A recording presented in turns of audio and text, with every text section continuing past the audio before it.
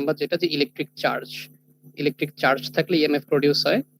Electric চার্জের সাথে আরো অনেক ডিফারেন্ট ভাবে প্রডিউস হইতে পারে, যেমন 2 নাম্বার এটা হইতে পারে, 3 এটা, আর হচ্ছে 4 নাম্বার হচ্ছে এটা। সো এতগুলা না, আমি যদি এক্সামে জাস্ট লিখতে দেই যে right 2 sources of electric field, electrostatic field. So electrostatic ফিল্ডে দুইটা সোর্স লিখলে তোমরা হয়তো এইভাবে লিখতে পারবা যে একটা হচ্ছে ইলেকট্রিক চার্জ, এটা তো জানোই, চার্জ থাকলে ইলেকট্রোস্ট্যাটিক ফিল্ড ক্রিয়েট হয়। আর সেকেন্ড হিসেবে এই জিনিসটা তো তোমাদের মনে থাকবেই, লেনজের লতে ইলেকট্রোম্যাগনেটিক ইন্ডাকশন। ইলেকট্রোম্যাগনেটিক ইন্ডাকশন মানে হচ্ছে ম্যাগনেটিক ফিল্ডটা চেঞ্জ হচ্ছে। যেখানে ম্যাগনেটিক ফিল্ড চেঞ্জ হয়, চেঞ্জিং ম্যাগনেটিক ফিল্ডের কারণে ইলেকট্রোম্যাগনেটিক ইন্ডাকশন হয়ে একটা ইলেকট্রিক ফিল্ড তৈরি হয়। সো এই দুইটা জিনিস, এটা আমাদের চ্যাপ্টারের মোস্ট ফান্ডামেন্টাল ছিল, যে চ্যাপ্টার 9 পড়ার one of the two reasons, যে one of the two reasons হচ্ছে ম্যাগনেটিক ফিল্ড যদি চেঞ্জ হয়, তাহলে সেই ম্যাগনেটিক ফিল্ডটা একটা ইলেকট্রোস্ট্যাটিক ফিল্ড ক্রিয়েট করে, আর ইলেকট্রোস্ট্যাটিক ফিল্ড ক্রিয়েট করে। তো যদি এক্সামে বলি যে তোমার ইলেকট্রোমোটিভ ফোর্স, এটা দুইটা সোর্স লিখতে হবে, তাহলে হচ্ছে তোমার এই যে চার্জ লিখতে হবে, আর একটা হচ্ছে তোমার ইলেকট্রোম্যাগনেটিক ইন্ডাকশন লিখতে হবে।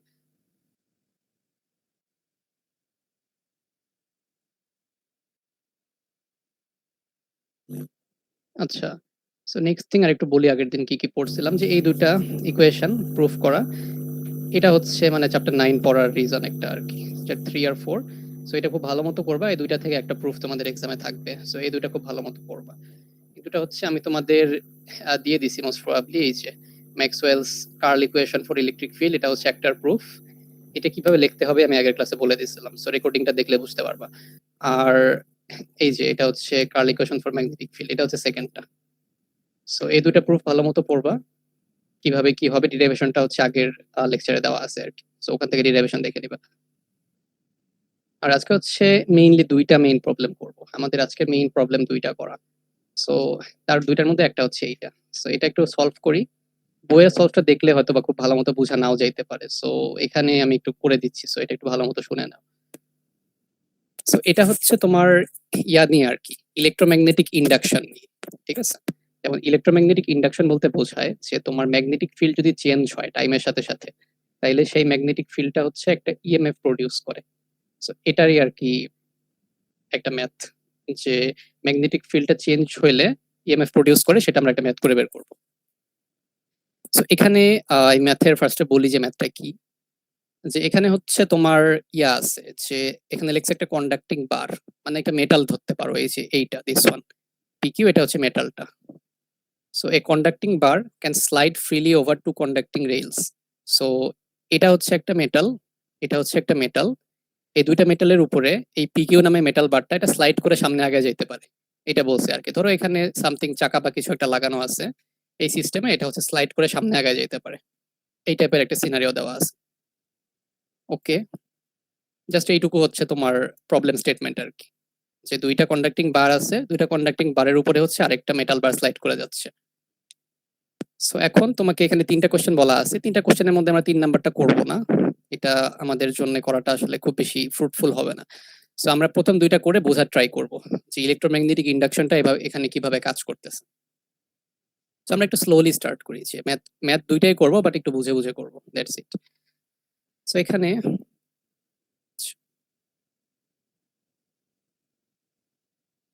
আচ্ছা, সো 1 নাম্বারটা আমরা একটু করার ট্রাই করি, যে এখানে যেটা বলা আছে যে a bar is stationed at y equal to 8 centimetre.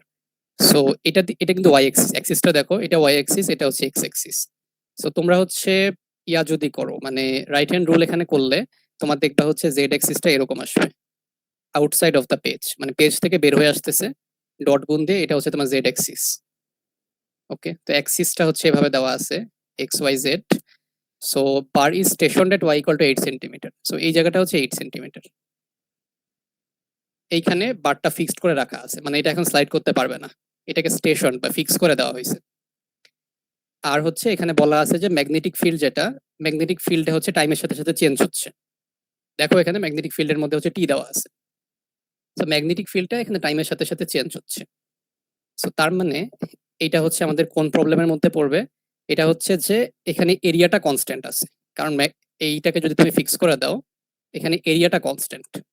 So এরিয়াটা যদি কনস্ট্যান্ট থাকে আর ম্যাগনেটিক ফিল্ডটা কি হচ্ছে, চেঞ্জ হচ্ছে, এটা হচ্ছে এই type of scenario, area constant, magnetic field change হচ্ছে। সো এটাকে তুমি যদি ইয়ার মধ্যে দাও, মানে ক্লাসিফাই করো। ওটা ক্লাসিফাই করলে হচ্ছে, এটা আগের দিন পড়ছিলাম, এটা হচ্ছে আমি বলি ট্রান্সফরমার ইএমএফ হবে। এটা হচ্ছে ট্রান্সফরমার ইএমএফ হবে। সো আগের দিন হচ্ছে আমরা দুইটা ফর্মুলা দেখছিলাম, সেই দুইটা ফর্মুলাকে একসাথে লিখলে এরকম হয়। সো এই ফর্মুলাটা তোমাদের মনে রাখতে হবে। এই ফর্মুলার মধ্যে দুইটা পার্ট আছে। ফার্স্টের পার্টটা যেটা, এইটুকুকে বলে হচ্ছে ট্রান্সফরমার ইএমএফ, আর সেকেন্ড পার্ট যেটা, এইটুকুকে বলে হচ্ছে মোশনাল ইএমএফ। সো আমরা দেখছিলাম একটা সিনারিও যে তোমার এরিয়া যদি কনস্ট্যান্ট থাকে আর ম্যাগনেটিক ফিল্ড যদি চেঞ্জ হয়, সেটা হচ্ছে ট্রান্সফরমার ইএমএফ হবে। সো এই নাম্বার কোশ্চেনটা অ্যান্সার করার জন্য তোমাকে ফার্স্ট অফ অল এটা বলতে হবে যে এটা কোন টাইপের ইএমএফ। সো তোমাকে বলতে হবে যে এটা হচ্ছে একটা transformer EMF.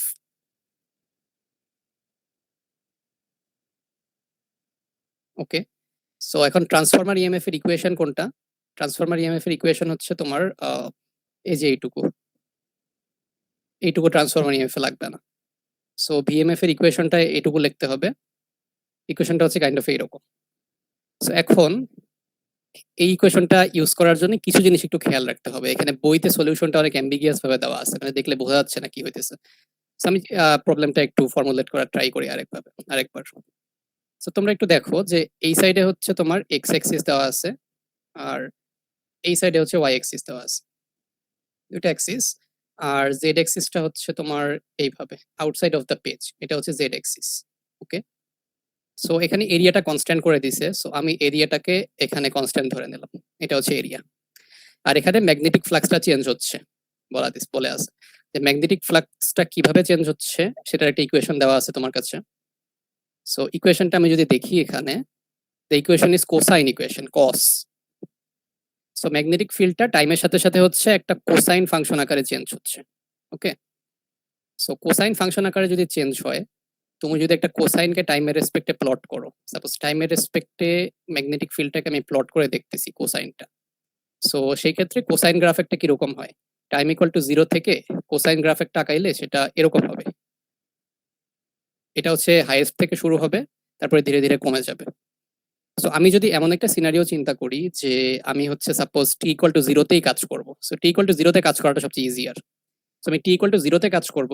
T equal to 0 থেকে তুমি যদি সামনে আগায় যাও, টাইমটা আগায় যাও, তাহলে এখানে একটা জিনিস দেখা যাচ্ছে যে ম্যাগনেটিক ফ্লাক্সটা কি হইতেছে, কমতেছে। ম্যাগনেটিক ফিল্ডের ভ্যালুটা কমতেছে। সো এই জিনিসটা একটা নোটিস করার মতো বিষয়। এটা one of the most important thing to notice, যে ম্যাগনেটিক ফ্লাক্সের ভ্যালুটা ইনিশিয়ালি কি হবে, কমবে। সো এইটা হচ্ছে কথা। সো এই জিনিসটা হচ্ছে এখানে লেখা আছে যে আমার ম্যাগনেটিক ফ্লাক্স যেটা, এটা যেহেতু cosine function, so time equal to 0 থেকে চিন্তা করলে ম্যাগনেটিক ফ্লাক্সটা কমবে। সো এখন তাইলে লেঞ্জের ল কি বলতেছে? আমার তো ইনডিউস ইএমএফ যেটা, সেটা তো আমি লেঞ্জ ল দিয়ে বের করি। সো লেঞ্জ ল বলতেছে যে ম্যাগনেটিক ফিল্ড যেটা ইনডিউসড হবে, বা যে ইএমএফটা ইনডিউসড হবে, সেই ইএমএফটা এমন হবে যে এইটার উল্টা হবে, এই জিনিসটার উল্টা হবে। যে আমার ম্যাগনেটিক ফিল্ড যদি কমে, তাহলে লেঞ্জের ল বলতেছে যে ইনডিউসড যে ম্যাগনেটিক ফিল্ডটা, ইনডিউসড ম্যাগনেটিক ফিল্ডটা হচ্ছে বাড়বে। সেটা লেঞ্জের ল আর কি, উল্টা জিনিস বলে। আমি আবার বলি যে আমার অ্যাকচুয়াল ম্যাগনেটিক ফিল্ডটা যদি কমে, তাহলে আমার ইনডিউস ম্যাগনেটিক ফিল্ডটা বাড়বে। দ্যাটস ইট আর কি। সো এখন এটাই হচ্ছে তোমার ইনডিউসড ম্যাগনেটিক ফিল্ডটা যদি দেখাইতে চাও বাড়বে, সো এটা এখানে দেখানোর উপায় হচ্ছে তুমি এইভাবে দেখাইতে পারো যে ইনডিউসড ম্যাগনেটিক ফিল্ডটা বাড়তেছে, জেড অ্যাক্সিস বরাবর বাড়তেছে। বাড়লে কি হবে, জেড অ্যাক্সিস এর পজিটিভ দিকে যাবে না? যেমন ফর এক্সাম্পল তোমার ম্যাগনেটিক ফিল্ড যদি আগে 5 ছিল, এটা বেড়ে যদি 10 হয় জেড অ্যাক্সিস এর দিকে, তাইলে এটা পজিটিভ জেড অ্যাক্সিস এর দিকেই তো যাইতেছে, তাই না? তুমি যদি জেড অ্যাক্সিস এর দিকে জিনিসটা প্লট করো, ধরো জিনিসটা বাড়তেছে, সো এটা হচ্ছে 5 ছিল, 10 হয়েছে, 15 হয়েছে, তো এটা হচ্ছে পজিটিভ জেড অ্যাক্সিস এর দিকে যাইতেছে।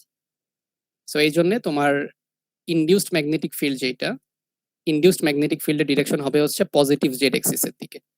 এটা হচ্ছে ইনডিউসড ম্যাগনেটিক ফিল্ডের ডিরেকশন। এইটুকু ফর্মুলেশন করাটা হচ্ছে প্রবলেমের মোস্ট ইম্পর্টেন্ট পার্ট, যে আমার ইনডিউসড ম্যাগনেটিক ফিল্ডটা কোন ডিরেকশনে হবে। ওকে, সোফার আমরা যদি বুঝতে পারি যে ইনডিউসড ম্যাগনেটিক ফিল্ডটা বাড়তেছে, অর্থাৎ পজিটিভ এক্স অ্যাক্সিসের দিকে আছে, সো এখন এই ইনডিউসড ম্যাগনেটিক ফিল্ডের কারণে একটা কারেন্ট জেনারেট হবে, সেই কারেন্টের ডিরেকশনটা আমি বের করতে পারি। সো এখান থেকে তুমি যদি রাইট হ্যান্ড রুল ইউজ করো, এখান থেকে রাইট হ্যান্ড রুল ইউজ করলে তোমার কারেন্টের ডিরেকশন হবে হচ্ছে এই ডিরেকশনে। এটা হচ্ছে ইনডিউসড কারেন্টের ডিরেকশন। সো এইটুকু আমরা ফর্মুলেট করে ফেললাম যে ইনডিউসড ম্যাগনেটিক ফিল্ড আর ইনডিউসড কারেন্টের ডিরেকশন কিরকম হবে। তারপরে একটা জিনিস যে থার্ড থিং যেটা, যে এই মেটাল বারের তো অবভিয়াসলি একটা রেজিস্ট্যান্স আছে, ওটা ওখানে শো করা নাই, বাট মেটাল বারের রেজিস্ট্যান্স যদি এটা থাকে আর কারেন্ট যদি নিচ থেকে উপরের দিকে ফ্লো করে, তাহলে এখানে ভোল্টেজ ড্রপের ডিরেকশন কোন দিকে হবে? এখানে পজিটিভ হবে, একটা রেজিস্টর পার করে চলে আসলে ভোল্টেজটা ড্রপ হয়ে এখানে নেগেটিভ হবে। সো এটা হচ্ছে তোমার ইনডিউসড ইএমএফ এর ডিরেকশন, ডিএমএফ এর ডিরেকশন হবে এইটা। সো এইটুকু হচ্ছে প্রবলেমের মোস্ট ইম্পর্টেন্ট থিং, যে আমার ইনডিউসড ম্যাগনেটিক ফিল্ডটা পজিটিভ জেড এক্সিস এর দিকে হবে, ইনডিউসড কারেন্টটা হচ্ছে এই ডিরেকশনে হবে, আর যে ইএমএফটা ইনডিউসড হচ্ছে সেই ইএমএফটা হচ্ছে এই ডিরেকশনে হবে।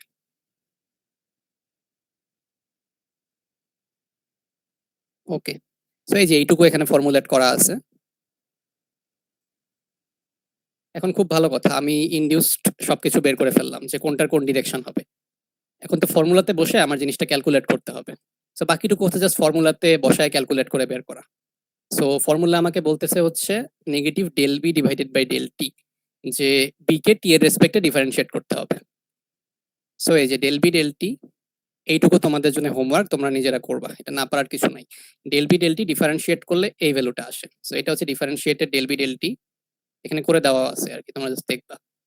আর তারপরে আরেকটা জিনিস লাগবে, সেটা হচ্ছে কি লাগবে, ডিএস লাগবে, যে ডিএসটা কোন দিকে হবে। সো ইনডিউসড ইএমএফ কোন দিকে ছিল? ইনডিউসড ইএমএফ ছিল হচ্ছে পজিটিভ জেড এক্সিস এর দিকে। সো এই জন্য তুমি এখানে যে ডিএসটা নিবা, এই ডিএসটা নিবা হচ্ছে পজিটিভ জেড এক্সিস এর দিকে, এটা হচ্ছে ডিএস। সো এই দুটা যদি পেয়ে থাকো, তাহলে এই দুটাকে কি করতে হবে, ডট গুণ করতে হবে, এইটুকু। সো এই দুটা ডট গুণ করলে কি হবে, এখানে হচ্ছে এজেড, এখানে হচ্ছে এজেড। সো দুইটা এজেড ডট গুণ করলে 1 হবে। সো এজেড গুলা কাটা যাবে ডট গুণ করে, তোমার বাকি থাকবে হচ্ছে এই যে দিস থিং, এইটুকু, আর এখানে হচ্ছে ডিএক্স ডিওয়াই। সো ওইটুকু একসাথে লিখলে এই যে ডট গুণ করলে এই রেজাল্টটা পাওয়া যায়। ডট গুণের রেজাল্টের পরে তোমার হচ্ছে সামনে একটা সারফেস ইন্টিগ্রেশন করতে হবে। তো এখানে এই যে সারফেস ইন্টিগ্রেশনটা দেওয়া আছে। এখন নেক্সট থিং যেটা, যে সারফেস ইন্টিগ্রেশনটা কিন্তু হচ্ছে এক্স ওয়াই এর রেসপেক্টে, তাই না? এখানে যেই ইয়াটা, মানে এরিয়াটা, এই এরিয়াটা হচ্ছে এক্স এক্সিস আর ওয়াই এক্সিস। সো এটা হচ্ছে এক্স এক্স ওয়াই এর সারফেস ইন্টিগ্রেশন হবে। সো এইটুকু যাওয়ার পরে এইটুকু তো টাইমের রেসপেক্টে। সো টাইমের রেসপেক্টে তো এক্স আর ওয়াই ডিপেন্ডেন্স নাই, সো এটাকে কনস্ট্যান্ট, এটা তুমি বাইরে নিয়ে যেতে পারবা। সো এটা যদি বাইরে নিয়ে যাও, এই মাইনাস আর মাইনাস মিলে হচ্ছে প্লাস হয়ে গেছে। তাইলে ডিএক্স ডিওয়াই, এই ডিএক্স ডিওয়াই হচ্ছে এই যে ইন্টিগ্রেশনটা করলে এরকম আসে। লিমিটটা হচ্ছে এক্স এর মান 0 থেকে, এটা 6 সেন্টিমিটার, আর ওয়াই এর মান হচ্ছে 0 থেকে 8 সেন্টিমিটার। সো এটা এখানে বলা আছে, দেখো এই কোশ্চেনে দেওয়া আছে যে এটা হচ্ছে 6 সেন্টিমিটার আর ওয়াইটা হচ্ছে 8 সেন্টিমিটারে তোমার স্টেশনারি করে রাখা আছে। সো এইটুকু জাস্ট এখানে বসাই দিলে, তুমি যদি জাস্ট ইন্টিগ্রেশনটা ক্যালকুলেট করো, তোমার ইএমএফ এর রেজাল্ট পাবা হচ্ছে এইটা। ইনডিউসড ইএমএফটা এরকম কিছু একটা হবে। ওকে, সো এটা ছিল হচ্ছে আমাদের ফার্স্ট প্রবলেমটা আর কি। তো এটা নট দ্যাট হার্ড অ্যাকচুয়ালি, এটা তো বুঝাই দিলাম। সো তুমি যদি করে আসো তাইলে এটা ইজিলি পারার কথা, আহামরি কঠিন কিছু না। সো এই প্রবলেমটা একটু শেষ করি, এটা শেষ করার পরে দেখি তোমাদের থেকে একটু ফিডব্যাক নেওয়া ট্রাই করব। সো 1 নাম্বারটা গেলে এরপরে আমরা 2 নাম্বার প্রবলেমটা একটু স্টার্ট করব। সো এখানে 2 নাম্বার প্রবলেম ইজ বি নাম্বারটা, আমরা সি নাম্বারটা করব না, তো বলছি এটা বাদ। সো বি নাম্বারটা হচ্ছে এখানে বলছে যে if the bar slides at a velocity U is equal to এত। এবার বলছে যে এই বারটা হচ্ছে ইউ ভেলোসিটিতে সামনের দিকে আগায় যাইতেছে, বারটা মুভ করতেছে। আর ম্যাগনেটিক ফিল্ডের কথা কি বলা আছে, ম্যাগনেটিক ফিল্ড কনস্ট্যান্ট দিয়ে দিছে।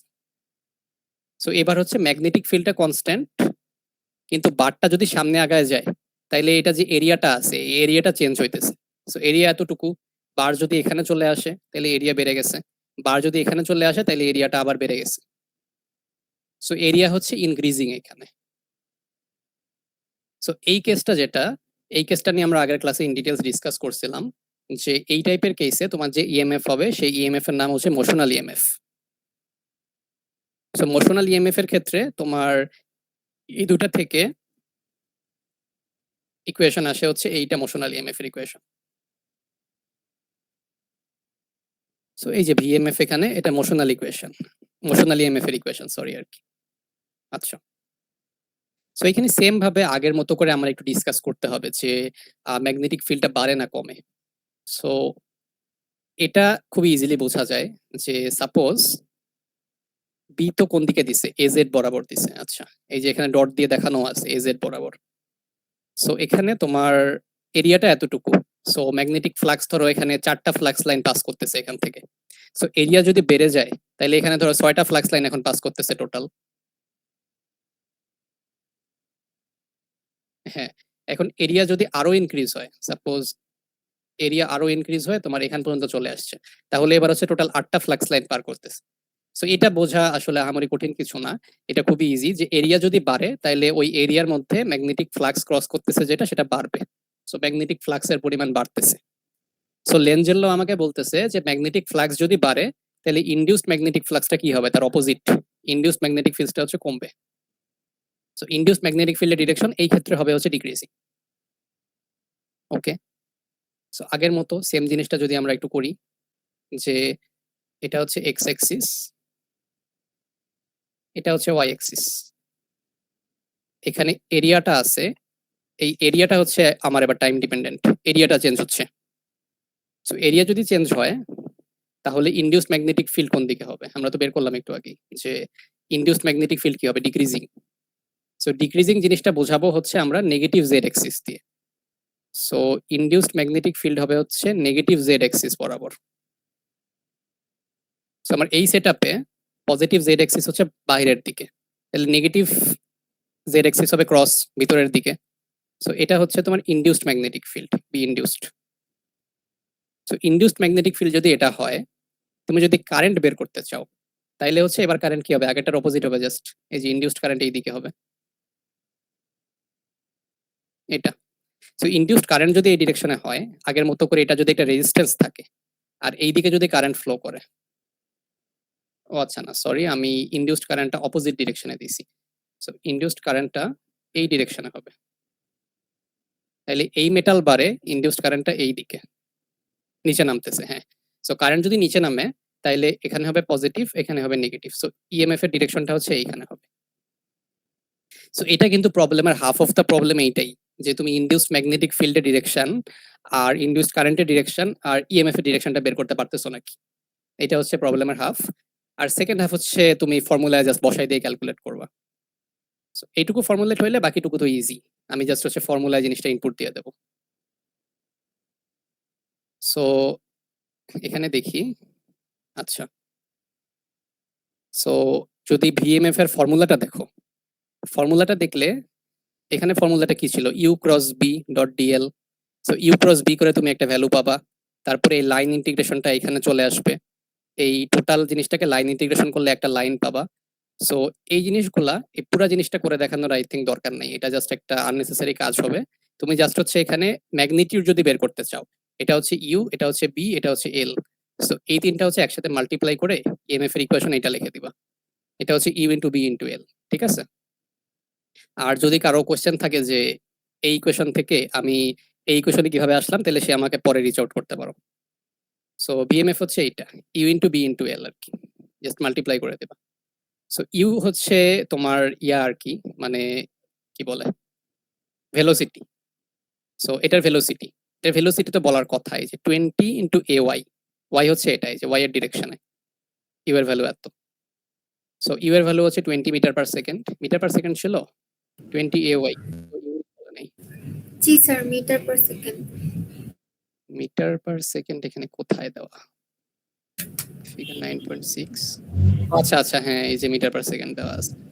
সো 20 মিটার পার সেকেন্ড, আর ম্যাগনেটিক ফিল্ডের ডিরেকশন হচ্ছে দিস ওয়ান, এটা হচ্ছে 4 milli weber per metre square. So milli আছে, মিলি হচ্ছে 4 ইনটু 10 টু দি পাওয়ার -3, আর হচ্ছে লাস্টে এর লেন্থ। আচ্ছা, এখানে আরেকটা জিনিস ইম্পর্টেন্ট যে এটা হচ্ছে লেনজের ল এর বেসিক প্রিন্সিপাল, যে তোমার এখানে এরিয়ার মধ্যে টোটাল 4টা আর্ম আছে, 4টা আর্মের মধ্যে শুধুমাত্র মুভ করতেছে কোনটা, এইটা শুধুমাত্র মুভ করতেছে।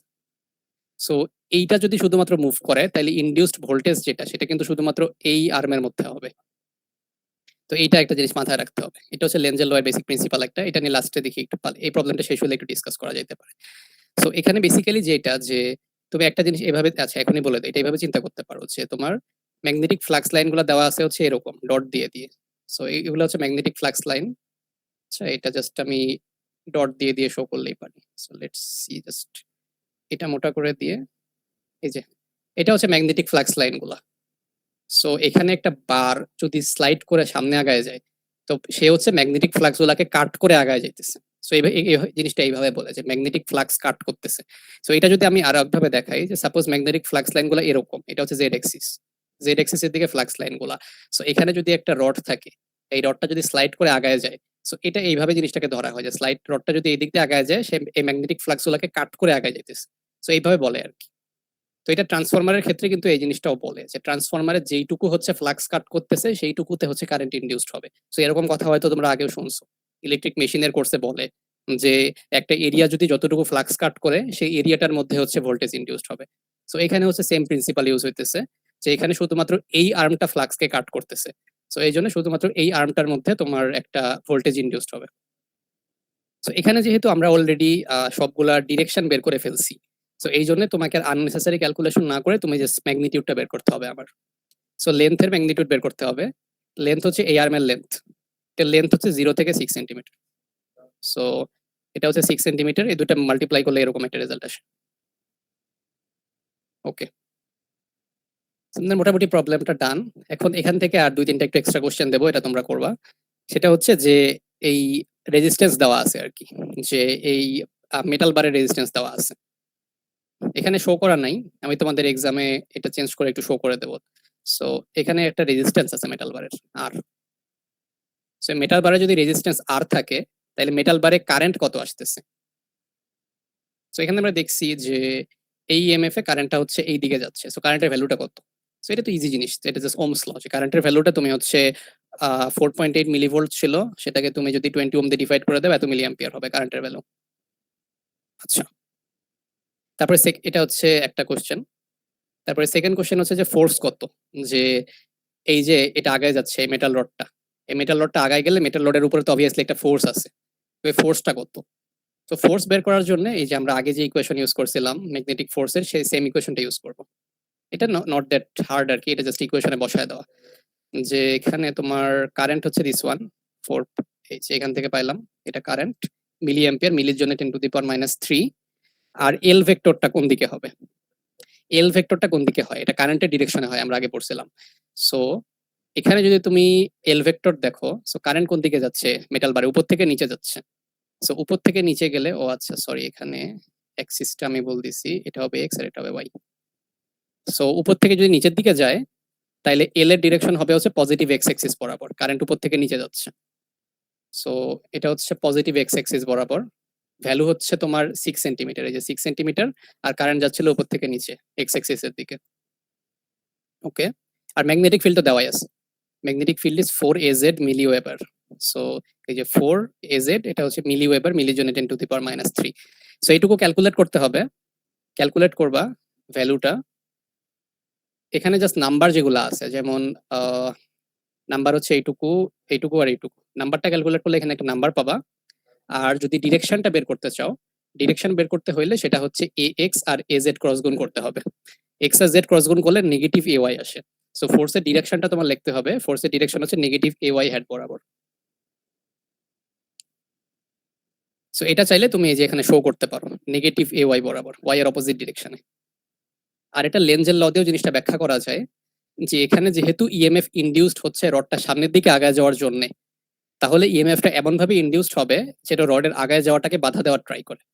সো এই যেই মেটাল বারটার আগায় যাওয়াকে বাধা দেওয়ার ট্রাই করার জন্য ফোর্সটা অবভিয়াসলি অপোজিট সাইডে ইনডিউস হইতে হবে। এটা তুমি এমনিতেও লিখতে পারো লেন্জের ল দিয়েও। সো গেল মোটামুটি এ পর্যন্ত। আর লাস্টে এটা 2 নাম্বার কোশ্চেন ছিল, 3 নাম্বার কোশ্চেন হচ্ছে পাওয়ার, যে কি পরিমাণে পাওয়ার ওখানে লস হচ্ছে, এটা জাস্ট আই স্কোয়ার আর করে এখান থেকে বের করবা। ওকে, সো এটা ছিল আজকের one of the most important questions আর কি, এটা খুব ভালো মতো করবা।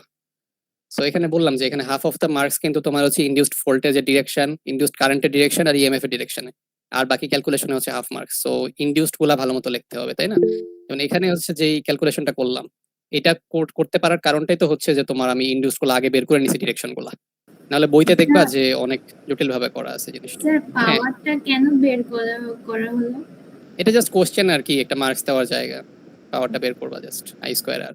আচ্ছা, এখানে কেন দিছি পার্টিকুলার রিজন জানতে চাইলে এখানে আরেকটা কোশ্চেন ছিল, ওটা জাস্ট ট্রান্সফরমার ইএমএফ নিয়েছিল, ওখানে রেজিস্ট্যান্স পাওয়ার ফোর্স এগুলো বের করতে বলা হয়েছে। সো আমি এই দুইটা কোশ্চেন মার্চ করে একটা কোশ্চেন করে দিছি। পাওয়ার বের করার পার্টিকুলার কোনো রিজন নাই, জাস্ট একটা কোশ্চেন আর কি, পাওয়ারটা বের কর।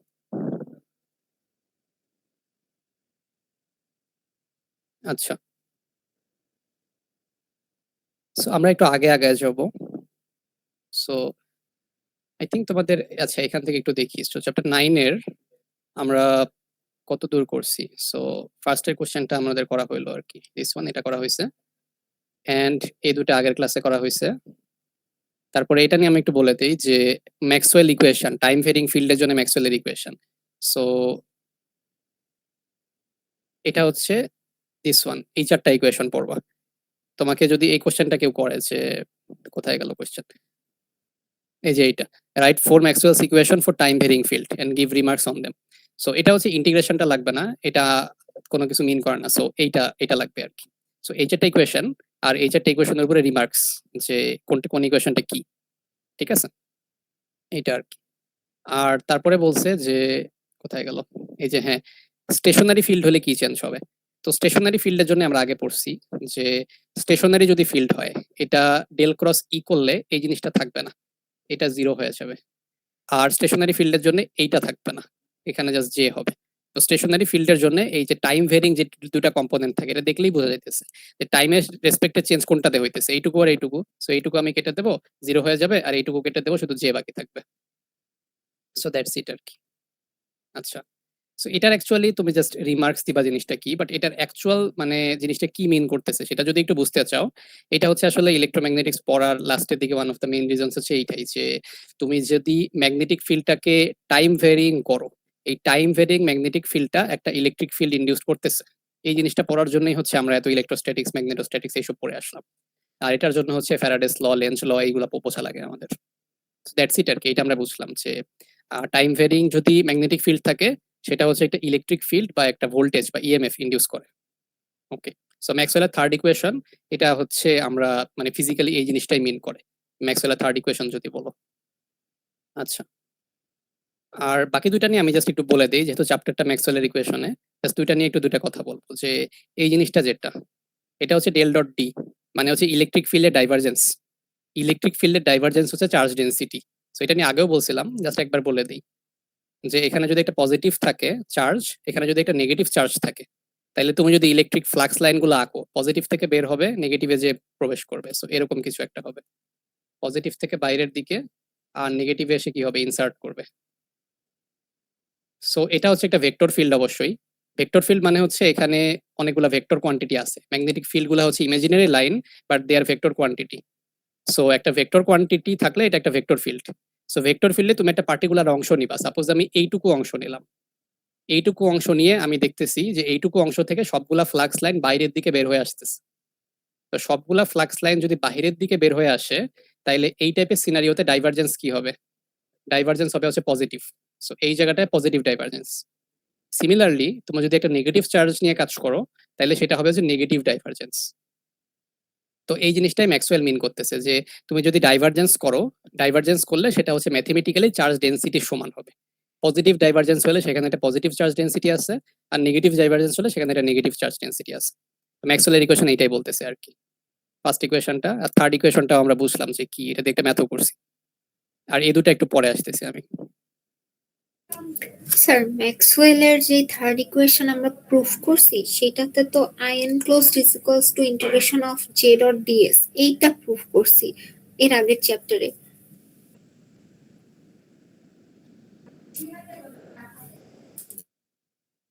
এটা উম, এইটা আর কি এটা ম্যাক্সওয়েলের থার্ড ইকুয়েশন, এইটা যে কার্ল ইকুয়েশন আর কি বেসিক্যালি, এইটা আর কি। জি স্যার। আচ্ছা, সো লেটস সি আরেকটা ম্যাথ আজকে করব, ওই ম্যাথটা হচ্ছে ইম্পর্টেন্ট আর কি। সো এখান থেকে আমি বলি এই প্রবলেম 5টা তোমাদের জন্য এইচডব্লিউ থাকবে, এটা তোমরা করবা। আর প্রবলেম 6টা আমি করায় দেবো, এটা হচ্ছে লাস্ট প্রবলেম আজকে। আচ্ছা ইয়াতেই দেখি আমরা, ফাইনাল এক্সাম ওয়ার্কশিটে দেখি। সো এটা দেখলাম, আর এটা হচ্ছে গিয়ে এটা এটা একটু পরে বলতেছি, লাস্টে করব। এটা তো এইচডব্লিউ, তোমরা করলে পারবা, এটা কঠিন কিছু না। আর কোশ্চেন 7, হ্যাঁ এটাও ছোট আছে, এক্সাম্পলের একটা, এই দুটো জাস্ট করবা তোমরা। আজকে কোশ্চেন 8টা করায় দেবো।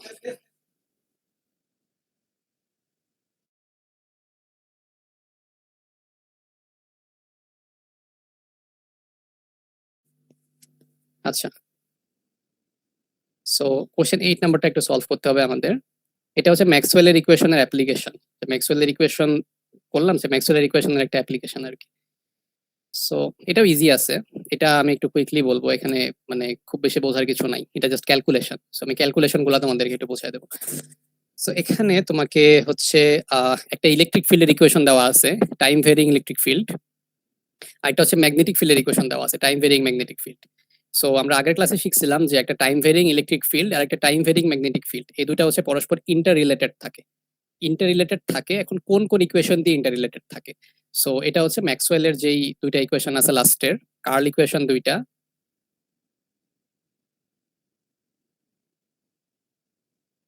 এই যে হ্যাঁ, এখানে ম্যাক্সওয়েলের লাস্টে যে দুইটা কার্ল ইকুয়েশন আছে, এই দুইটা কার্ল ইকুয়েশন দিয়ে বোঝায় যে টাইম ভেরিং ইলেকট্রিক আর টাইম ভেরিং ম্যাগনেটিক ফিল্ড পরস্পর ইন্টার রিলেটেড। সো ওইটা দিয়ে জাস্ট প্রবলেমটা আমরা একটু সলভ করব, ট্রাই করে দেখি সলভ হয় কিনা। সো এটা এটা এই জিনিসটা অ্যাকচুয়ালি ইজি আছে, আমি সলভ করে দিলে বুঝতে পারবা। সো ইলেকট্রিক ফিল্ড আর ম্যাগনেটিক ফিল্ড, সো এটা সলভ করতে তোমার ম্যাক্সওয়েলের দুইটা ইকুয়েশন লাগবে, এই যে এই দুইটা ইকুয়েশন দিয়ে সলভ করতে হবে, কার্ল ইকুয়েশন দুইটা। ওকে, সো তোমাকে এখানে একটা জিনিস বলা আছে যেটা হচ্ছে ফ্রি স্পেস। ফ্রি স্পেসের কথা বলা আছে। তো ফ্রি স্পেস বলতে তোমার একটা ফ্রি স্পেসকে ক্যারেক্টারাইজ করার ওয়ে কি? সো একটা ফ্রি স্পেসে যেই প্যারামিটার গুলো থাকবে সেই প্যারামিটার গুলো তোমার ইউজ করতে হবে। যেমন একটা ফ্রি স্পেস ধরলে সেখানে কোনো কারেন্ট ডেন্সিটি থাকে না, যে জিরো। সো এই প্রবলেমে এটা হচ্ছে জিরো, এটা বাদ। আর এফসাইলনের বদলে এফসাইলন নট ইউজ করতে হবে, মিউ এর বদলে মিউ নট ইউজ করতে হবে, এইটা। সো এখানে ওমেগা টি, ওমেগার ভ্যালু হচ্ছে এখানে কত, 10⁶। সো 10⁶ বারবার না লিখে আমরা এখানে ওমেগা ইকুয়াল টু 10⁶ লিখলাম। সো এখন এই যে ম্যাক্সওয়েলের ইকুয়েশন দুইটা, এই দুইটা অ্যাপ্লাই করতে হলে এখানে দেখা যাচ্ছে ক্রস গুণ করতে হবে, এখানে ডেরিভেটিভ করতে হবে। সো এই জিনিসগুলো টাইম ডোমেনে করাটা খুবই ডিফিকাল্ট। সো এটা যেহেতু টাইম ডোমেনে করা ডিফিকাল্ট, এই জন্য এটাকে হচ্ছে আমরা ফেজর ডোমেনে করব, ঠিক আছে? টাইম থেকে ফেজরে নেওয়া, ওই যে আমরা এসি সার্কিটে করছিলাম না, এসি সার্কিটে হচ্ছে এরকম একটা সাইনোসয়েডাল বা কোসাইন ওয়েভ, এই কোসাইন ওয়েভ সাইন ওয়েভকে হচ্ছে ফেজর ফর্মে নেওয়া যায়। তো আমরা সিমিলার কাজটা এখানে করব, যেটাকে ফেজর ফর্মে নিয়ে যাব। সো ইলেকট্রিক ফিল্ডটাকে যদি ফেজর ফর্মে নাও, ফেজর ফর্মে নিলে তোমার হবে হচ্ছে 50/ρ, এটা তো ম্যাগনিটিউড। তারপরে এই কোসাইন যেটা, এটাকে ফেজর ফর্মে নিলে আমি হচ্ছে সাপোজ e⁻, এভাবে লেখে না, j⍵t, এটা হচ্ছে টাইম ভেরিং পার্টটা। আরেকটা হচ্ছে ফেজ পার্টটা লেখে, ফেজ পার্টটা হচ্ছে বিটা জেড, এটা হচ্ছে e⁻j⁵ এইভাবে এটাকে এক্সপ্রেস করতে হয়, ঠিক আছে? এখন তোমরা ফেজরে যেটা পড়ছিলা, তা ইয়াতে আর কি, তোমরা ইলেকট্রিক সার্কিটে যে ফেজর পার্টটা পড়ো, ফেজর পার্টটা তো হচ্ছে টাইমটা বাদ দিয়ে দেয়, টাইমটা বাদ দিয়ে দিয়ে বাকিটুকুকে ফেজর বলে। বাট এই কেসে আমরা টাইম ভেরিং পার্টটা বাদ দিতে পারবো না। টাইম ভেরিং পার্টটা বাদ দিতে পারবো না কেন? এখানে হচ্ছে ইকুয়েশনে টাইম ভেরিং পার্ট আমার আসছে, টাইম ভেরিং পার্টটাও লাগবে। সো এখানে হচ্ছে আমার এটাকে কমপ্লেক্স নাম্বারে এক্সপ্রেস করলে ফুল জিনিসটাই নিতে হবে। সো ইলেকট্রিক ফিল্ড হিসেবে আমরা এটা ইউজ করব। আর একইভাবে ম্যাগনেটিক ফিল্ডের জন্য কি ইউজ করতে হবে? H0 / ρ, তার সাথে সিমিলারলি হচ্ছে e⁻j⍵t, ওমেগার মান হচ্ছে 10⁶, আর e⁻j⁵ আর এই যে এইটাই, j⁵. ওকে, এটা ফাই বরাবর আছে, এটা বলছে রো বরাবর আছে। সো এখানে হচ্ছে ফাই হেড দিতে হবে, আর এটার লাস্টে হচ্ছে একটা রো হেড দিতে হবে। সো ওখানে দেখার থেকে এই যে এখানে দেখো, তাইলে বেটার বুঝতে পারবা। এইচ হচ্ছে এত আছে, সরি এখানে একটা ফাই হেড হবে। সো এটা হচ্ছে আমার এইচ এর ইকুয়েশনটা, তুমি যদি ফেজর ডোমেইনে জিনিসটাকে নিয়ে যাও। ওকে, গ্রেট। এখন ম্যাক্সওয়েলের ইকুয়েশন ইউজ করে আমাদের এখানে কোশ্চেনটা কি? কোশ্চেনটা বলছে যে এখানে কিছু আননোন কোয়ান্টিটি আছে। আননোন কোয়ান্টিটি হচ্ছে কি বের করতে বলছে দেখি, এই যে H0 আর বিটা, দুইটা আননোন কোয়ান্টিটি আছে, এই দুইটা বের করতে হবে। এই যে এখানে H0 এর ভ্যালু দেওয়া নাই, আর এখানে ফেজের ভ্যালু যেটা বিটা, ফেজের ভ্যালু দেওয়া নাই। তো দুইটা আননোন, সো দুইটা আননোনের জন্য আমরা অবভিয়াসলি দুইটা ইকুয়েশন লাগবে। সো সেই দুইটা ইকুয়েশন হচ্ছে এই যে এখানে দেওয়া আছে, এই দুইটা ইকুয়েশন আমরা ইউজ করব। সো এই ফার্স্টের ইকুয়েশনটা আমি বলি, যে ফার্স্ট হচ্ছে ডেল ক্রস এইচ বের করতে হবে তোমার। সো ডেল ক্রস এইচ বের করার জন্য এই যে এখন কার্লের ইকুয়েশন লাগবে। সো এখানে তোমার কার্লের ইকুয়েশন তো দেওয়া থাকবে, এই যে এটা হচ্ছে কার্লের ইকুয়েশনটা। যেটা কেটে দিছি কেন? কোথায় যে কেটে দেওয়া হয়েছে? Del cross H is equals to এর একটু সামনে উপরে এইটা তার একটা লাইন আচ্ছা, উপরে। এটা হচ্ছে ফ্রি স্পেস, ফ্রি স্পেসে কোনো কারেন্ট ডেন্সিটি থাকে না, ফ্রি স্পেসের কথা বলা আছে, এই যে ফ্রি স্পেসে যে ইকুয়াল টু 0। আচ্ছা, সো এখন যেটা করতে হবে যে ক্রস গুণ করতে হবে ডেল ক্রস এইচ। এখন ক্রস গুণ করার জন্য দেখি সিলিন্ড্রিক্যাল কোঅর্ডিনেটে ক্রস গুণের ইকুয়েশন কি। এই দেখো বিশাল একটা ইকুয়েশন। সো আমরা কি এত বড় ইকুয়েশন করব? এত বড় ইকুয়েশন তো করব না। আমরা তাহলে কোনটা করব? এখানে দেখবো যে এইচটা কিসের উপরে ডিপেন্ড করে। সো এইখানে দেখো এইচটা কিসের উপরে ডিপেন্ড করতেছে। এইচটা হচ্ছে শুধুমাত্র ফাই এর উপরে ডিপেন্ড করতেছে, তাই না? এইচে জাস্ট ফাই কম্পোনেন্টটা আছে। একটা হচ্ছে আমরা দেখলাম যে ফাই কম্পোনেন্টটা আছে, এটা ওয়ান থিং। আর সেকেন্ড থিং যেটা দেখলাম যে এখানে শুধুমাত্র জেড অ্যাক্সিস এর উপরে ডিপেন্ডেন্সি আছে। সো এই দুটো ইউজ করে আমরা এখান থেকে হচ্ছে ফর্মুলাটা ছোট করে নিয়ে আসবো, যে এইখানে শুধুমাত্র ফাই এর উপর ডিপেন্ডেন্সি আছে। সো এই জন্য হচ্ছে আমরা শুধুমাত্র এফ আই ইউজ করতে হবে। এই যে এফ আই হচ্ছে এই যে এইখানে আছে, আর এফ আই আরেকটা কোথায় আছে? এই যে এইখানে আছে। সো এই দুইটা এফ আই এর মধ্যে জেড এর উপরে ডিপেন্ড করে শুধুমাত্র কোনটা? এখানে হচ্ছে শুধুমাত্র এই যে উপরেরটা, এইটা শুধুমাত্র জেড এর উপরে ডিপেন্ড করে। সো শুধুমাত্র এইটুকু আমরা নেব আর কি। নেগেটিভ ডেল ডেল জেড, আমার ইকুয়েশনটা হবে হচ্ছে এরকম, negative del del Z, F I এর বদলে হচ্ছে এইচ বসাইতে হবে, আর তার সাথে হচ্ছে একটা এ রো হেড থাকবে। এইটা হবে ইকুয়েশনটা। সো আবারও বলি, এটা হচ্ছে শুধুমাত্র এ ফাই কম্পোনেন্টটা আছে এইচ এর, এই যে এখানে দেখো ফাই কম্পোনেন্টটা, আর এটা হচ্ছে শুধুমাত্র জেড এর উপরে ডিপেন্ড করে। সো এই দুটা মিলাই হচ্ছে ফাই এর কম্পোনেন্ট, আর সেটা জেড এর উপরে ডিপেন্ড করে। এই জন্য শুধুমাত্র এইটুকু নিছি। মাইনাস সাইনটা সহ কিন্তু নিতে হবে, মাইনাস সাইন কিন্তু এটার সাথে ইনক্লুডেড। সো এখানে এই যে এটাই আর কি, ডেল ডেল জেড, এখানে একটা নেগেটিভ সাইন হবে।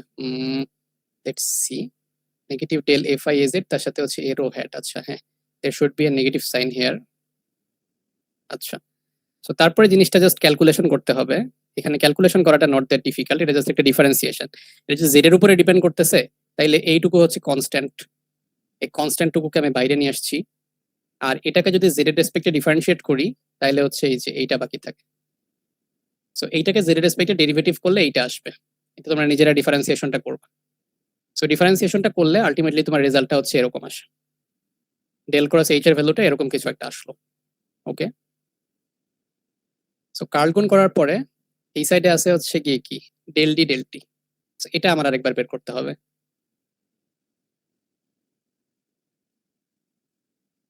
সো এই যে যেটা del D del T, T এর ইকুয়েশন আমি জানি epsilon naught into E. So epsilon নটটাকে বাইরে নিয়ে যাওয়া হয়েছে, আর এটা হচ্ছে ই, এই টোটালটা হচ্ছে ই। ই এর যে ফেজর ফর্মটা যেটা বললাম, এটা হচ্ছে ই এর ফেজর ফর্মটা। ওকে, সো ই এখানে বসায় দেওয়া হয়েছে। তারপরে সিমিলারলি বাকিটুকু হচ্ছে জাস্ট নর্মাল ডিফারেন্সিয়েশন। যেমন এখানে টাইমের রেসপেক্টে ডিফারেন্সিয়েশন, সো এটা কনস্ট্যান্ট, এটা বাইরে চলে যাবে, এটা কনস্ট্যান্ট, এটা বাইরে চলে যাবে। ডিফারেন্সিয়েশনে শুধুমাত্র হচ্ছে এইটুকু থাকবে, del del T of G omega T. So সেটাকে ডেরিভেটিভ করলে তোমার এরকম চলে আসে। স্যার ই কি এ ফাই হেড ডিরেকশনে ছিল? হ্যাঁ, ই হচ্ছে ফাই হেড ডিরেকশনে ছিল, এই যে ফাই হেড। আচ্ছা, ওকে, সো ফাই হেড দেখলাম। এরপরে যেটা যে আচ্ছা, এটা ডেরিভেটিভ করে এটা পাইলাম। সো আমরা দুইটা জিনিস পাইলাম আলটিমেটলি। এটা নিজের একবার হাতে লিখলে ইজি মনে হবে, এখানে দেখে অনেক মানে বড় মনে হচ্ছে, বাট হাতে একবার লিখবা দেখবা এটা আসলে ম্যাথটা পারলে 5 মিনিটে করে ফেলা যাবে। এটা বেশি কঠিন কিছু না, সেম জিনিস বারবার রিপিট হইতেছে। সো দেখি এখানে ফার্স্টে হচ্ছে লেফট হ্যান্ড সাইডে ডেল ক্রস এইচ করলাম আমরা। ডেল ক্রস এইচ করে পাইলাম হচ্ছে কোনটা, এই যে দিস ওয়ান, এইটা। আর হচ্ছে এই সাইডে ডেল ডি ডেল টি করে আমরা পাইলাম হচ্ছে এইটা। এখন এই দুটাকে কম্পেয়ার করতে হবে। এই দুটাকে কম্পেয়ার করার জন্য ফার্স্ট অফ অল হচ্ছে J omega T, J beta Z, F I, এটুক তো আমার দরকার নেই, সেগুলা কেটে দাও। এটা হচ্ছে কি জি ওমেগা বেটা, এইসব সব কেটে দিই। এগুলা কেটে দিলে এখানে জাস্ট হচ্ছে এই ম্যাগনিটিউডটা থাকে, এই ম্যাগনিটিউডটুকু, আর এখানে থাকে হচ্ছে এই ম্যাগনিটিউডটুকু। সো এইটুকুকে তুমি যদি ইকুয়েট করো, ইকুয়েট করলে আবার উভয় পক্ষ থেকে তুমি এই রো রো জে জে এইসব কেটে দিতে পারবা। এইসব কেটে দিলে আলটিমেটলি তোমার ইকুয়েশনটা এরকম একটা আসে। That is equals two H not beta is equal two 50 epsilon omega not, এটা আসে। আচ্ছা, সো এরপরে সিমিলারলি এই বাকি কাজটুকু তোমাদের এখানে হোমওয়ার্ক থাকবে, যেটা হচ্ছে যে এই ইকুয়েশনটাও সিমিলারলি ইকুয়েট করতে হবে। আমি তোমাকে জাস্ট কার্লের বিষয়টা বুঝাই দিচ্ছি আরেকবার, জাস্ট আমি প্রবলেমটা একটু শেষ করি। যে এই জিনিসটা তুমি যদি লেফট হ্যান্ড সাইড আর রাইট হ্যান্ড সাইড ইকুয়েট করো সিমিলারলি, এখানে করে দেওয়া আছে, এই যে এখানে পুরোটা করে দেওয়া আছে, করলে তুমি হচ্ছে আরেকটা ইকুয়েশন পাবা, সেটা হচ্ছে এইচ নট বাই বিটার একটা ইকুয়েশন পাবা। তো আলটিমেটলি আমার রেজাল্টটা হচ্ছে যে আমি এইচ নট বিটা দিয়ে এখানে একটা ইকুয়েশন পাইলাম, আর এইচ নট বিটা দিয়ে এখানে একটা ইকুয়েশন পাইলাম। সো এইচ নট আর বিটা যদি দুইটা ইকুয়েশন পাই, ওই দুইটা ইকুয়েশন তুমি সলভ করা, এখানে সলভ করা আছে, সলভ করলে এইচ নট এর একটা ইকুয়েশন পাবা, আর হচ্ছে তুমি বিটার একটা ইকুয়েশন পাবা প্লাস মাইনাস দিয়ে। এইচ এর দুইটা ভ্যালু পাবা প্লাস মাইনাস, আর বিটার দুইটা ভ্যালু পাবা প্লাস মাইনাস। সো এখানে তোমরা কোন জায়গাটা ভুল করবা সেই জায়গাটা বলে দিই তোমার, যে এখানে এইচ এর দুইটা ভ্যালু আছে, বিটারও দুইটা ভ্যালু আছে, পজিটিভ নেগেটিভ। সো এখানে টোটাল 4টা পেয়ার হয়। সো 4টা পেয়ারে সবগুলাই কি আমার অ্যান্সার হবে, নাকি দুইটাই পজিটিভ নেব, নাকি দুইটাই নেগেটিভ নেব, নাকি একটা পজিটিভ নেব একটা নেগেটিভ নেব? সো এইটার জন্য তোমার এই ইকুয়েশনটা দেখলেই তুমি ইজিলি বুঝতে পারবা যে এই ইকুয়েশনটা যদি দেখো, এইচ নট আর বিটার মাল্টিপ্লিকেশন পজিটিভ, এইচ নট আর বিটা গুণ করলে পজিটিভ রাশি পাইতেছো। সো তুমি এইচ কে যদি পজিটিভ নেও, বিটাকে হচ্ছে পজিটিভটা নিতে হবে, আর এইচ কে যদি নেগেটিভ নেও, বিটা নেগেটিভটা নিতে হবে। সো এখানে হচ্ছে সলিউশন হচ্ছে দুইটা পেয়ার সলিউশন পাওয়া যায়, একটা সলিউশন হচ্ছে এইচ পজিটিভ বিটা পজিটিভ, আর একটা সলিউশন হচ্ছে H negative beta negative. Sir second পার্টের ক্রস গুণে এরো হ্যাটের পুরো কম্পোনেন্টটাই নিছে ক্রস গুণের জন্য। আচ্ছা হ্যাঁ, তোমাদের ক্রস গুণের ব্যাপারটা আমি আরেকবার একটু ক্ল্যারিফাই করতেছি। সো লেটস সি, আমরা শুরু থেকে আরেকবার দেখি। মাঝখানে কনফিউজ হলে আমি জাস্ট কার্লের বিষয়টা আরেকবার তোমাদেরকে ইয়া করে দিই।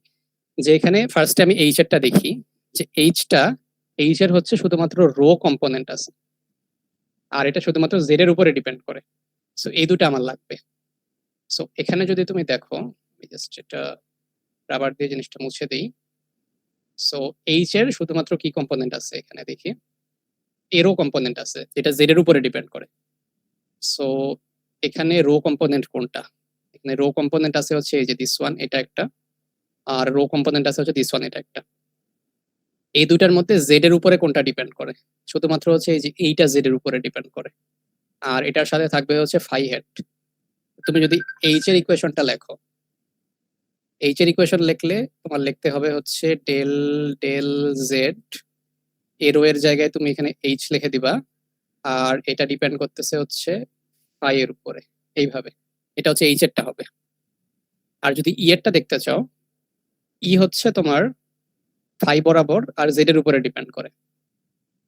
সো এখান থেকে ইটা যদি দেখি, এটা ফাই এর ফাই বরাবর আছে আর কি। সো ফাই কম্পোনেন্ট আছে, যেটা শুধুমাত্র জেড এর উপরে ডিপেন্ড করে। তো শুধুমাত্র জেড এর উপরে ডিপেন্ড করে হচ্ছে এইটুকু, এইটুকু খালি নিতে হবে। সো এটা হচ্ছে নেগেটিভ ডেল ডেল জেড, তার সাথে হচ্ছে এখানে ই লিখে দিবা, আর এটা হচ্ছে এ রো হেড বরাবর আছে। সো এই এই ইয়ারটা, এটা আমি সেভ করে তোমাদেরকে দিয়ে দেবো, এখান থেকে দেখে নিবা তাহলে হবে। আচ্ছা, এই প্রবলেমটাও ইম্পর্টেন্ট, এটা ভালো মতো পড়বা। আজকে হচ্ছে আমরা আমাদের লাস্ট কোশ্চেনে চলে আসছি আর কি। সো এই লাস্ট কোশ্চেনটা করে আমরা হচ্ছে একটু 10 মিনিটস একটু ফাইনাল এক্সামের কোশ্চেনগুলো নিয়ে ডিসকাস করব। তো লাস্ট ওয়ান এইটা, এটা হচ্ছে what is displacement current density. So এই জিনিসটা, এটা হচ্ছে মানে অ্যাজ এ ইলেকট্রিক্যাল ইঞ্জিনিয়ার এই জিনিসটা জানা উচিত যে ডিসপ্লেসমেন্ট কারেন্ট ডেনসিটিটা কি জিনিস। সো মাঝে মাঝে আমাদেরকে কোশ্চেন করে কোনো জায়গায় যে ক্যাপাসিটরের ভিতর দিয়ে কোনো কারেন্ট ফ্লো হয় কিনা। সো এই জিনিসটা হচ্ছে মোটামুটি সবাই অ্যান্সার বলে যে না। সো এটার অ্যাকচুয়াল অ্যান্সার হবে যে ক্যাপাসিটরের ভিতর দিয়ে একটা কারেন্ট ফ্লো করে, সেই জিনিসটা কখন করে সেটা একটু দেখতে হবে, ক্যাপাসিটরের ভিতর দিয়ে কখন কারেন্টটা ফ্লো করে।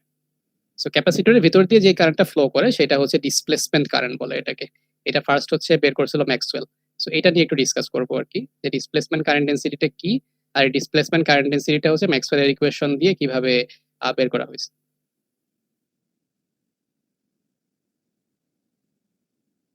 সো এটার অ্যান্সারটা এখানে আছে, এই যে ডিসপ্লেসমেন্ট কারেন্ট ডেনসিটি থেকে শুরু করে, এটা পড়লে বুঝতে পারবো অ্যাকচুয়ালি জিনিসটা কি, বাট আমি বুঝাই দিই অ্যাকচুয়ালি এটার মেইন পার্টটা কি। সো ডিসপ্লেসমেন্ট কারেন্ট ডেন্সিটি হচ্ছে অ্যাম্পিয়ারস লকে ফিক্স করছে। So, এটা হচ্ছে ফার্স্ট থিং ফার্স্ট, যে এটা ফার্স্ট অবজার্ভ করছিল হচ্ছে মেকানি ম্যাক্সওয়েল। সে অবজার্ভ করছে যে সাপোজ তুমি একটা ক্যাপাসিটর নিছো, যেমন এখানে আমি দেই, সাপোজ তোমার কাছে ইউ হ্যাভ এ ক্যাপাসিটর, একটা ক্যাপাসিটর আছে। সো ক্যাপাসিটরের মধ্যে একটা অল্টারনেটিং কারেন্ট ফ্লো হইতেছে। অল্টারনেটিং কারেন্ট বলতে বোঝায় যে কারেন্ট হচ্ছে একবার এই পাশকে পজিটিভ চার্জ করবে, এই সাইডকে নেগেটিভ চার্জ করবে, তার কিছুক্ষণ পরে হচ্ছে এই সাইডটা হচ্ছে নেগেটিভ চার্জ হয়ে যাবে, এই সাইডটা হচ্ছে পজিটিভ চার্জ হয়ে যাবে। সো অল্টারনেটিং কারেন্ট হচ্ছে ক্যাপাসিটরে এইভাবে বিহেভ করে, যে একটা ক্যাপাসিটরকে কন্টিনিউয়াসলি চার্জ করতে থাকে আর ডিসচার্জ করতে থাকে।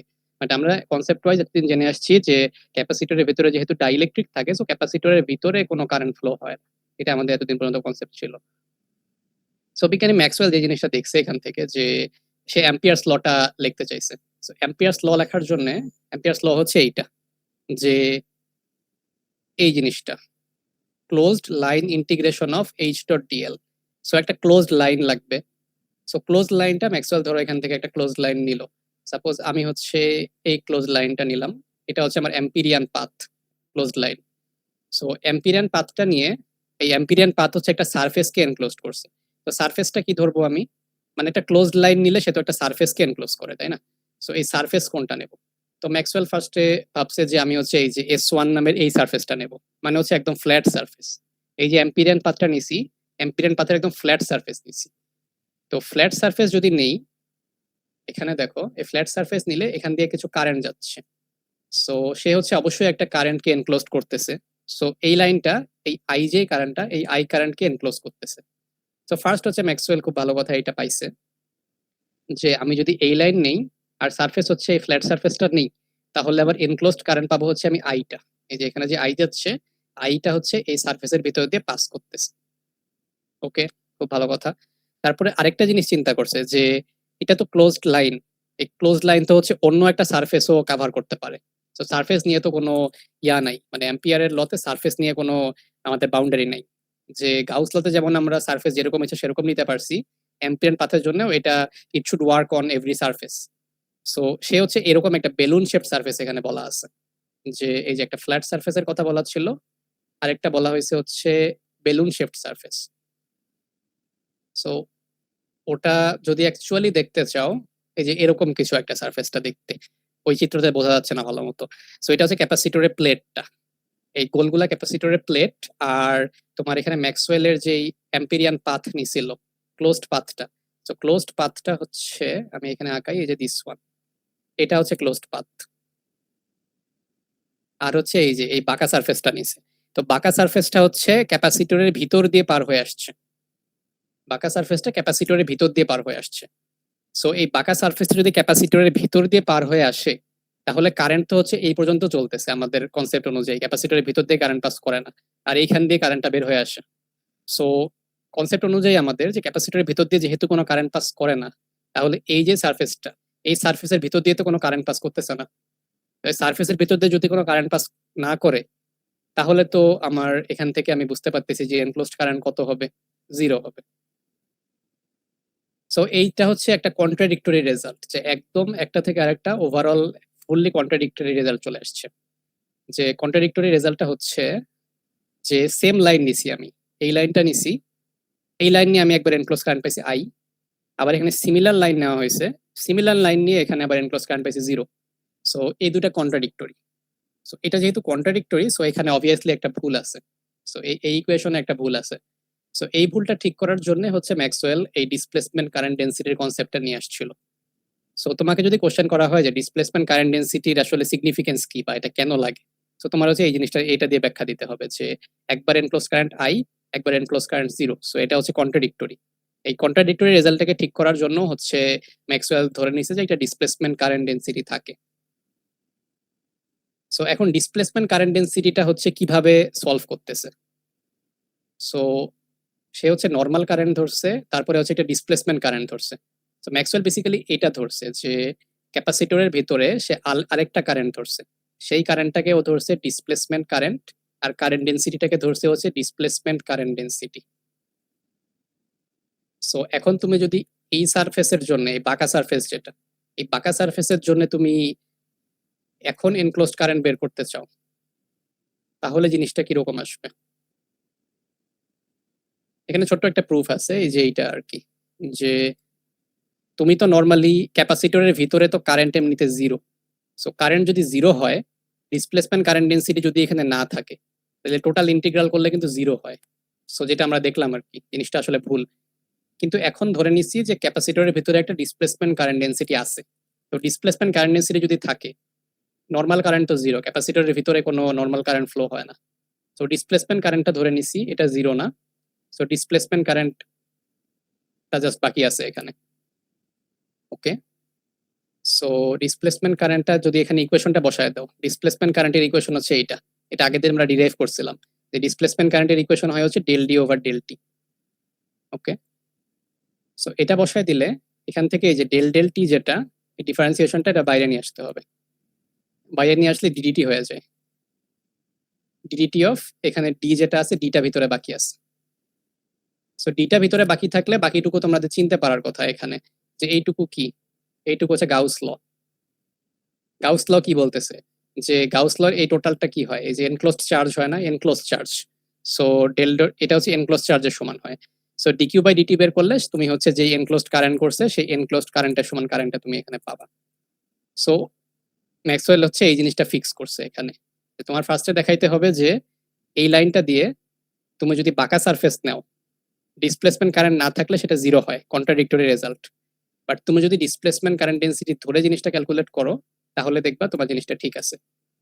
তো এরপর থেকে যদি কেউ তোমাকে কোশ্চেন করে যে ক্যাপাসিটরের ভেতর দিয়ে কারেন্ট ফ্লো হয় কিনা, সেটা হচ্ছে তোমার অ্যান্সার দিতে হবে যে ক্যাপাসিটরের ভেতর দিয়ে ডিসপ্লেসমেন্ট কারেন্ট ফ্লো হয়।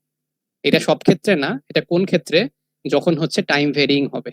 ঠিক আছে, যে যখন টাইম ভেরিং কন্ডিশন থাকবে, শুধুমাত্র সেই ক্ষেত্রে ক্যাপাসিটরের ভেতর দিয়ে একটা ডিসপ্লেসমেন্ট কারেন্ট ফ্লো হয়। সো এই কোর্সে আমাদের ডিসকাশন এতটুকু পর্যন্তই। আর কোয়েশ্চেন 5টা এক্সামে আসলে আমরা কতটুকু লিখবো এই প্রুফটা? হ্যাঁ, এখানে হচ্ছে ফার্স্টে এইটুকু লিখতে হবে তোমার, যে এই সেম লাইনের জন্য আই আসছে আবার জিরো আসছে, এটা ভুল। তো ম্যাক্সওয়েল ফিক্স করছে হচ্ছে একটা জেডি দিয়ে। হ্যাঁ, আর হচ্ছে এইটুকু, যে জেডি দেওয়ার কারণে জিনিসটা ঠিক হয়ে গেছে।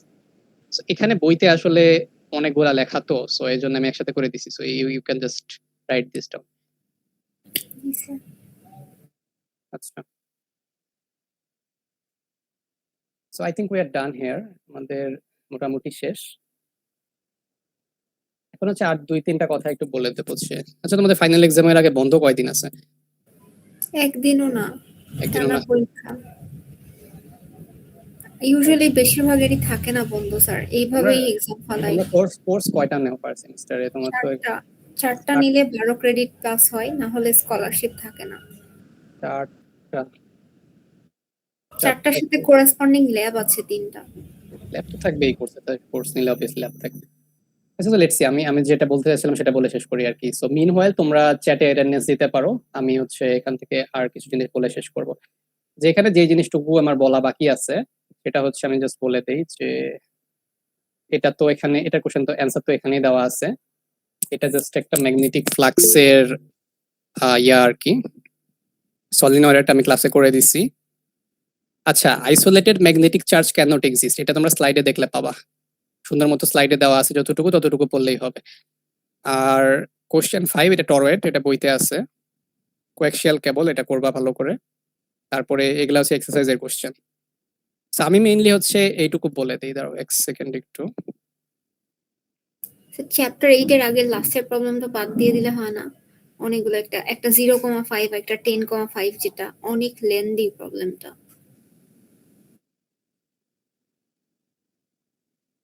আচ্ছা, তোমাদের অলরেডি একটা চ্যাপ্টার কমায় দেওয়া হয়েছে, সো এইটুকু থেকে কমাইলে আসলে আর কিছু বাকি থাকে না এখানে। লেটস সি, এখানে তোমার এই যে এইটা আর কি, যে এখানে হচ্ছে ম্যাগনেটিক ফোর্সটা কিভাবে ক্রিয়েট হয়েছে, এটা হচ্ছে ফিল্ড লাইন্স দিয়ে ব্যাখ্যা করতে বলা হয়েছে। তো এই জিনিসটা হচ্ছে আমি তোমাদের ক্লাসে বুঝাই দিছিলাম। সো ওইটার অ্যান্সার হচ্ছে তোমার এই যে ম্যাগনেটিক ফিল্ড লাইনের প্রপার্টিজ দেওয়া আছে, আপডেটেড যে স্লাইডটা দিছি আমি, ওখানে ম্যাগনেটিক ফিল্ড লাইনের হচ্ছে প্রপার্টি দেওয়া আছে, এখান থেকে দেখতে হবে। আর আচ্ছা, এটা না, এটা হচ্ছে ম্যাগনেটিক ফোর্সে পড়বে তাহলে। So magnetic, let me just magnetic force line নিয়ে আসি। সো ম্যাগনেটিক ফোর্স লাইন দিয়ে হচ্ছে তোমার ফোর্স ব্যাখ্যা করতে বলা আছে। সো এই জিনিসটা আমি ক্লাসে এক্সপ্লেইন করছিলাম। এটা হচ্ছে এই যে দিস ওয়ান, এটা হচ্ছে তোমার অ্যান্সার। যে ম্যাগনেটিক ফিল্ড লাইন দিয়ে কিভাবে ফোর্স প্রডিউস করে, এটা হচ্ছে অ্যান্সার। আর আরেকটা অ্যান্সার হচ্ছে ম্যাগনেটিক ফোর্স লাইন দিয়ে কিভাবে টর্ক প্রডিউস করে। সো এটা হচ্ছে এখানে দেওয়া আছে যে টর্কের ইকুয়েশনটা যখন তোমরা ডিরাইভ করবা, আচ্ছা এই যে হ্যাঁ, টর্কের ইকুয়েশন ডিরাইভ করার সময় রোটেশনের ডিরেকশনটা আর টর্কের ডিরেকশনটা দিতে হবে। টর্কের ডিরেকশন না থাকলে তো হইলো না, টর্ক তো ভেক্টর কোয়ান্টিটি। আর ম্যাগনেটিক ফিল্ড লাইন কিভাবে টর্ক প্রডিউস করে সেটার জন্য তুমি এখান থেকে যে কোনো একটা ফিগার দিতে পারো। এই যে ম্যাগনেটিক ফ্লাক্স লাইনগুলো হচ্ছে এভাবে চেঞ্জ হয়, উপরে ফ্লাক্স লাইন যদি বেশি হয় তাহলে ফোর্স হবে নিচের দিকে, আর নিচে যদি ফ্লাক্স লাইন বেশি হয় তাহলে ফোর্স হবে উপরের দিকে। তো এই ফ্লাক্স লাইন দিয়ে জিনিসটা হচ্ছে একটু ব্যাখ্যা করতে পারতে হবে। সো এই দুটাই আর কি নতুন বলার ছিল আমার। আর এখানে এছাড়া বাকি যতগুলা কোশ্চেন আছে এটা ইদার আমি বলে দিছি ওর ক্লাসে করায় দেওয়া আর কি। আচ্ছা, আর এখান থেকে তো আরো কোশ্চেন বাদ চলে যায় আমার, ইয়াই আর কি, যেমন এটা তো ইয়াতে দেওয়া হয়েছে, কুইজে দেওয়া হয়েছে, সো এটা তো থাকবে না। পার্টিকেল ফিল্ডটা তো সেকেন্ড টাইম দেবো না। আর আরেকটা হচ্ছে এই যে এই জিনিসটা কুইজে দেওয়া হয়েছে, এটা তো আর ফাইনালি রিপিট হবে না। সো এই দুটা কোশ্চেন অলরেডি বাদ চলে গেছে। আর বাকিগুলা হ্যাঁ, এটা এইটুকু এইটুকু করতে পারা উচিত অ্যাকচুয়ালি। আচ্ছা, ফাইনালে কোয়েশ্চেন কয়টা থাকবে, কত মার্কসের? এক্স্যাক্টলি আমি এখনো কোশ্চেন করি নাই, সো কোশ্চেন করার সময় একটু ডিসাইড করতে হবে কোন কোন কোশ্চেন দেবো, এটা আমার কোর্স আউটকাম মিট করতে হবে, ওইটার উপর ডিপেন্ড করতেছে। বাট কোশ্চেন এবার হচ্ছে, এটা বলি কোশ্চেন হচ্ছে আসলে একটা লেন্থ এক এক রকম, তো সো কোশ্চেনের লেন্থ অনুযায়ী মার্ক থাকবে। যেমন হচ্ছে সবগুলা 10 মার্কস, আর একটা বিশাল কোশ্চেন 10 মার্কস দিলাম, একটা ছোট কোশ্চেন 10 মার্কস দিলাম, সো এটা তো আসলে ব্যালেন্স হলো না। তো কোশ্চেনের লেন্থ অনুযায়ী মার্কস থাকবে, আর কোশ্চেন করার সময় মার্কস গুলো দিয়ে দেবো। আর এখানে যেহেতু তোমাদের প্রবলেম শিট একদম ফিক্স করে দেওয়া আছে, সো এখানে ফাইনাল এক্সামে তোমাদের অপশন থাকবে না, তোমাদের যে কটা কোশ্চেন থাকবে ওগুলো অ্যান্সার করতে হবে। এটা হচ্ছে কোশ্চেন। আর এছাড়া কার কোনো কোশ্চেন আছে?